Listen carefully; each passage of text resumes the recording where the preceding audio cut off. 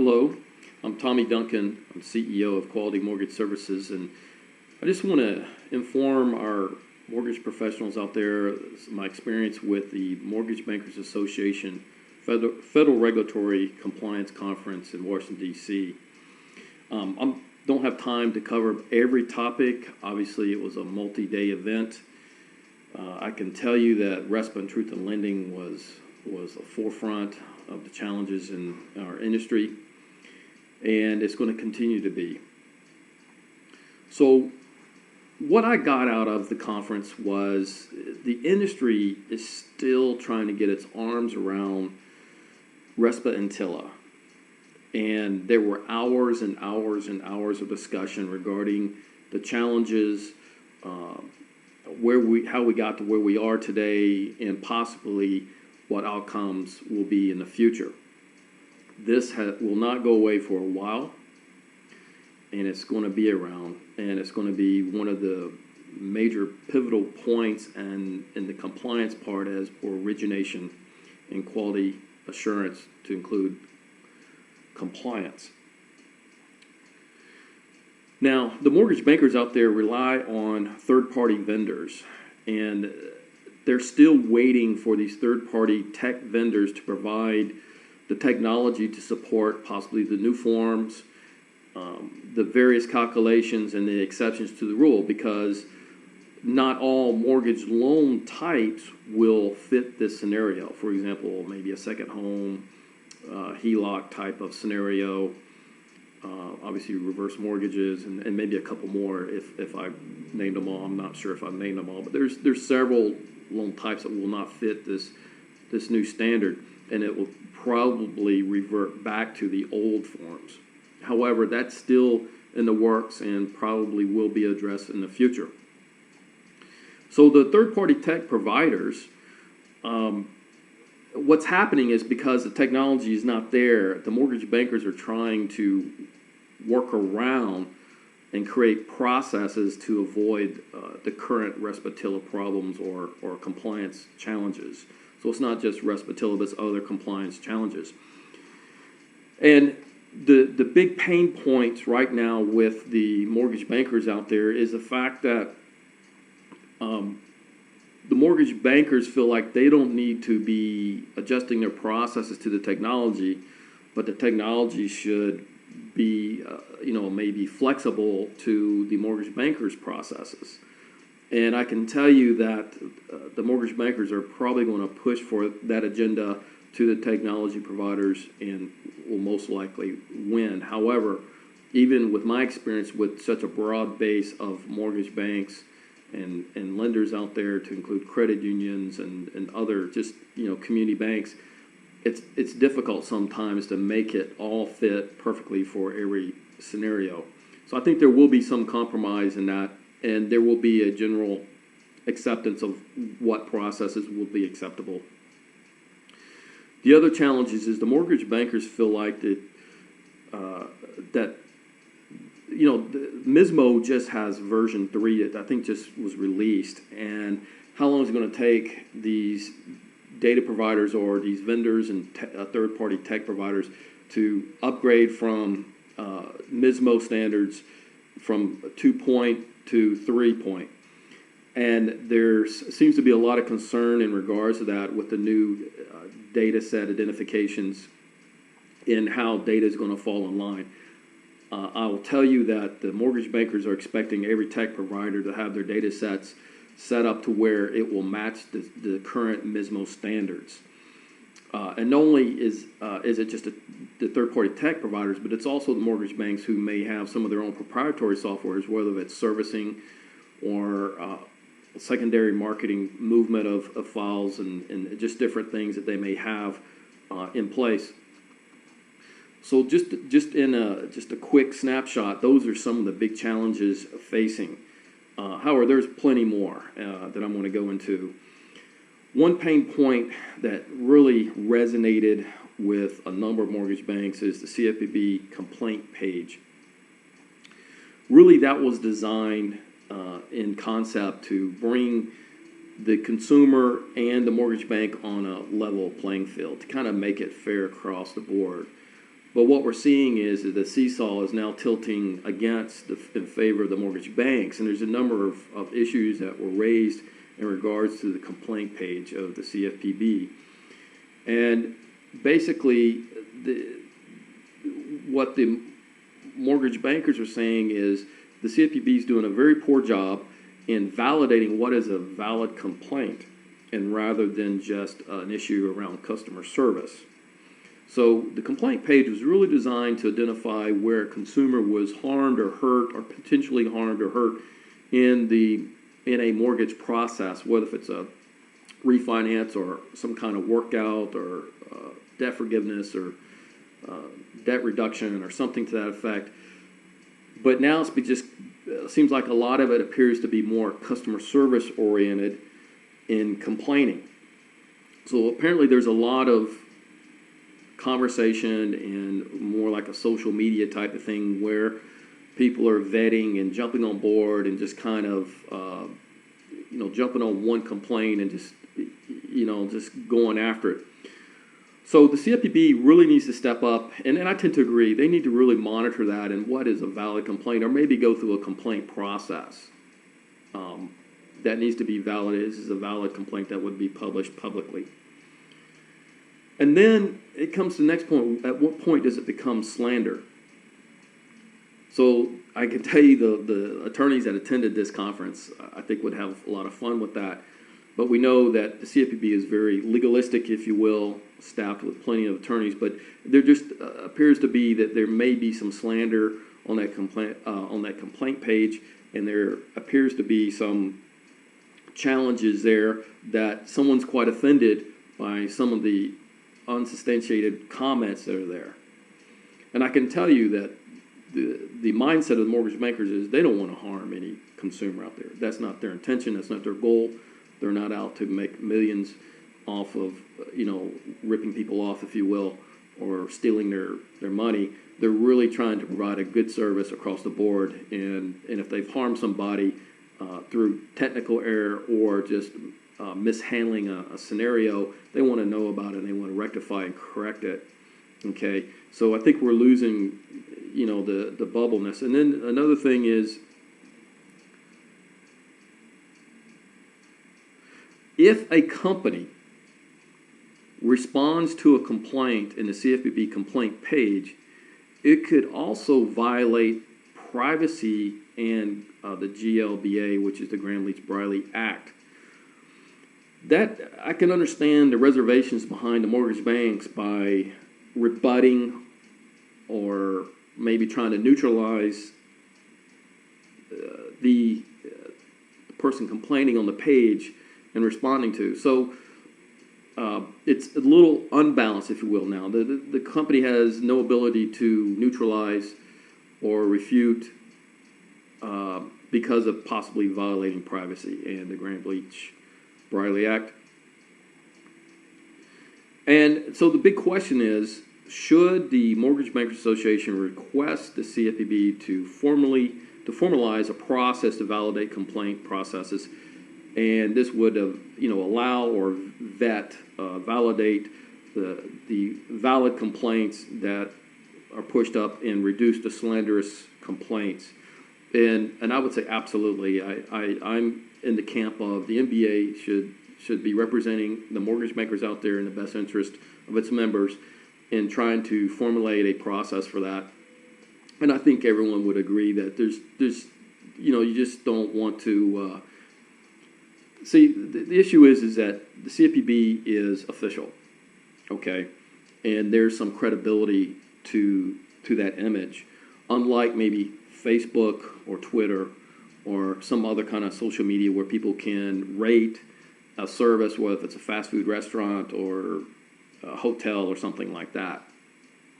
This is not what this is designed for, and I think what's happened is the trend for social media has now pushed these things over into more social media with a very transparent type of complaint process. And I really think that we as an industry need to relook, and I would applaud the NBA if they're planning on taking those steps to do so.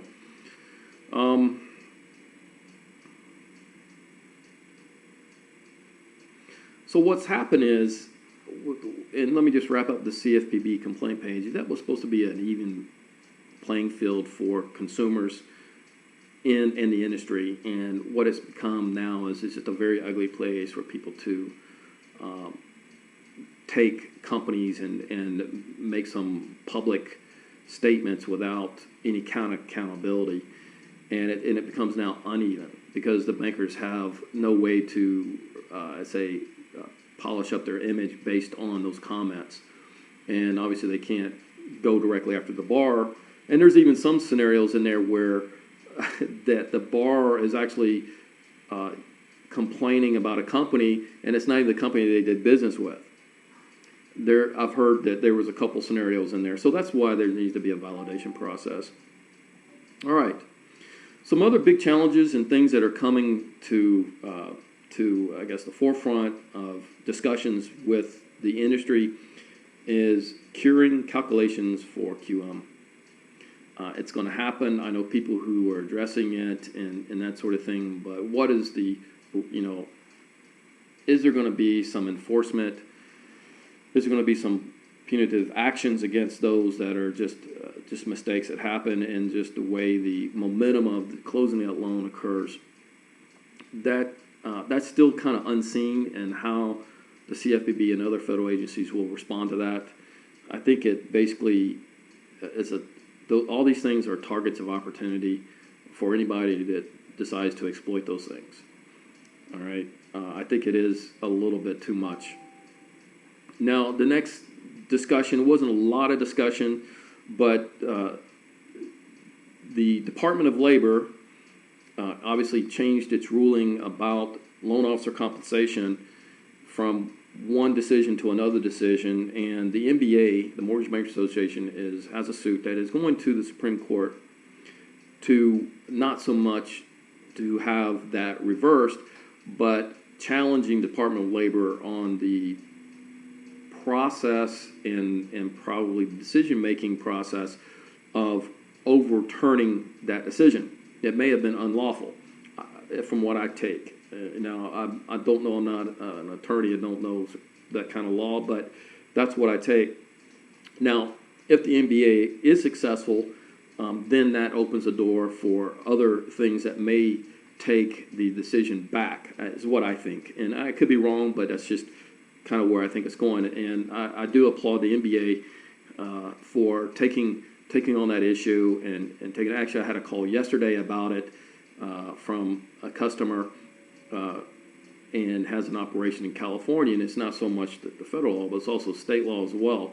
And I guess the Department of Labor of those respective states and how they view things as well. So it's just not federal, but I think there's a lot of robust state laws in there that may affect or maybe even contradict one another, and getting through that process. So the mortgage lenders out there who are just trying to do their best to expand and get some branch offices in different states really have a pretty big challenge on there. And so I would just recommend, if you don't have legal counsel or some kind of representation, that now's the time to get that to get through that DOL's process or what the decisions are, and make sure that you are correct. Because last thing you want is another, not only lawsuit from an employee, but also fines from various government agencies. Another big item that's just now beginning to grow in the compliance area is fair lending and desperate impact. I am not going to get into these discussions on this at this point. I feel like that I think we need a little more momentum on this and a little more activity for me to kind of to throw that, but I think we're all challenged with this. Also, with the new HMDA rules that are coming up, it could actually change the way we do business as we know it even today.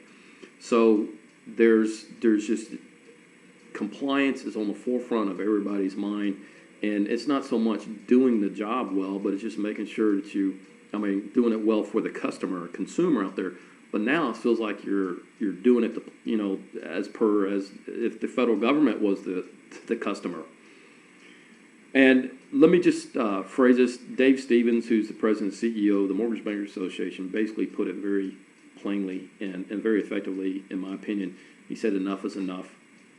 And he's going to evangelize that message, not only to the CFPB, but probably the president himself and other people. It's just becoming so burdensome that we as an industry are not effective anymore. And so that leads me to my next discussion is to you, what are the two largest world markets today? I did not know. I kind of threw out oil, petroleum.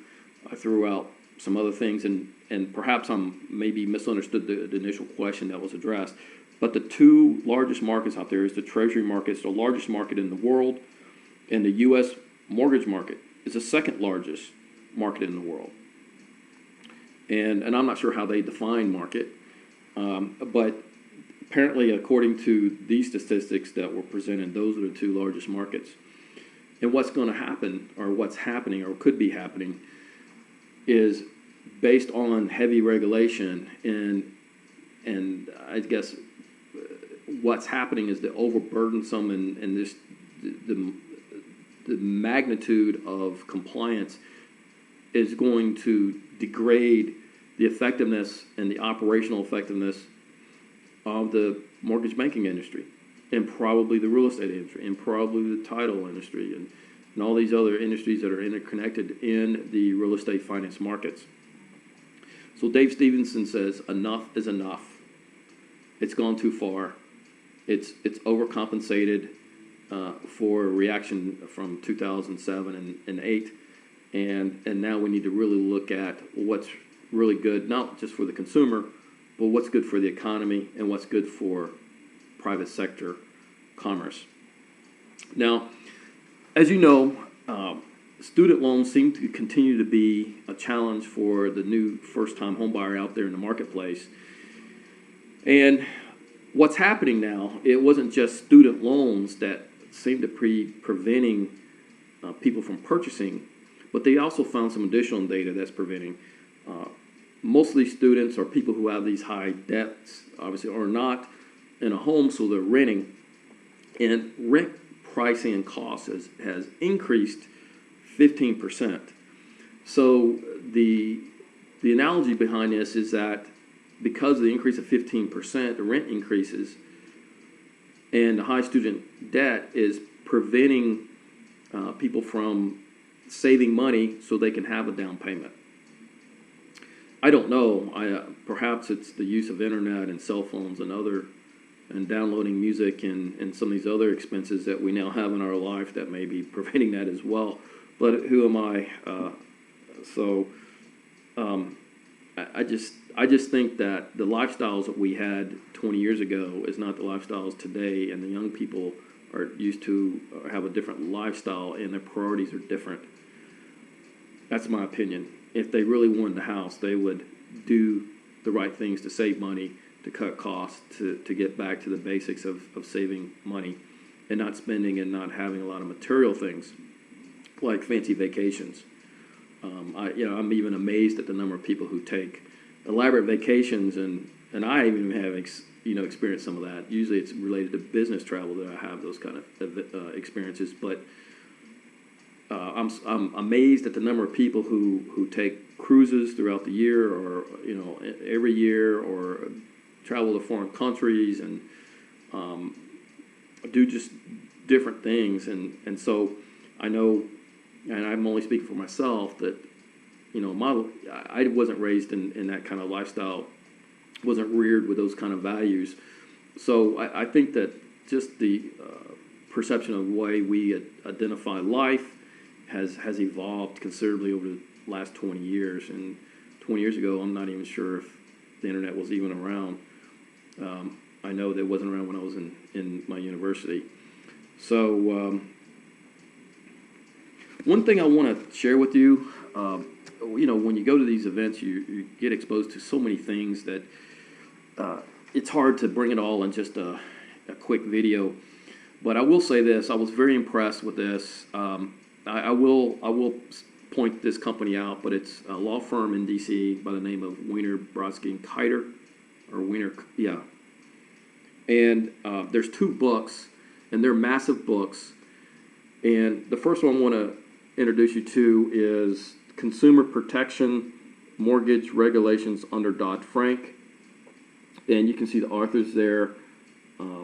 I would highly recommend you get an issue of it. I introduced these books to the staff here, and I'll tell you, they just tore them apart. When I say maybe we're fighting over it.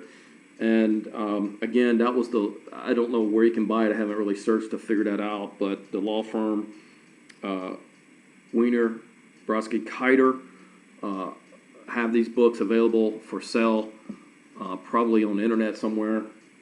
And the other one is Financial Regulations and Compliance, Real Estate and Mortgage Banking, a New Era of Regulatory Reform. And I did browse through some of these books. Here, let me just show you real quick. I browsed through, and very informative. I'm personally using them as a reference guide. I'm not reading it because I got to be able to wake up after doing so. So just not my kind of reading, but it's informative. It's just like the internet. You can search into it and find what you're looking for and get some really good information. So again, Weiner, Brodsky, Kiter. Those are the two books I would highly recommend. And my team here was just, I had to go get them off their desk, and we brought multiple copies, and they're scattered all through. Everyone's using them. Very impressive books, well done, and I appreciate it. Another thing that really I thought was quite interesting was Mr. Stevens, Dave Stevens, who was speaking. He was talking about the compliance essentials. I would encourage, if you're not a member of the MBA, become a member. Also, if the reason is so you can take advantage of the education benefits that the MBA offers, and they have resources, obviously, in their training area and education area called Compliance Essentials. That's available, and you do get your updates. We kind of browsed through it and looked at it, and we said, yeah, that's good. I would also say this, that it's made such an impact in the industry that the MBA, and I don't know if it's the MBA or maybe someone contracting the MBA, I'm not sure which, is dispatching a team of trainers with the compliance essentials, and they're going to India to train, I guess, compliance people or people who do compliance checks and audits there to educate, I guess, large enough people that they have to send a team over to train them in compliance essentials. So, and that goes back to where I'd say if you have somebody looking at mortgage files and looking at something, they're checking a block in one of the compliance tools that are available out there, I would say use that skill set in something a little more analytical, more unique, that you can't offshore and offshore that if you can, because if my 14-year-old can look at a signature or look at a date or some basic compliance items, you may want to consider outsourcing that in some capacity, whether onshore or offshore. The technology is there to support it. A lot of these offshore capabilities are secure, probably more secure than your own operation. So anyway, that wraps up the Federal Regulatory Compliance Conference in 2014 from the Mortgage Bankers Association. I want to congratulate the MBA for hosting that and providing such a broad base of information and experts in the industry to be able to speak on those topics. It was well done. I'm very glad I went. And if you haven't been, I would encourage you. So my next event is the Mortgage Bankers Association's annual convention in Las Vegas, starting at around the mid-October. That's big level mortgage banking, higher levels. And if you haven't registered, I would encourage you to do so. And if you are there, please look me up. I'd love to chat with you and just talk shop if that's cool with me and where we're going. Anyway, have a great day and be blessed.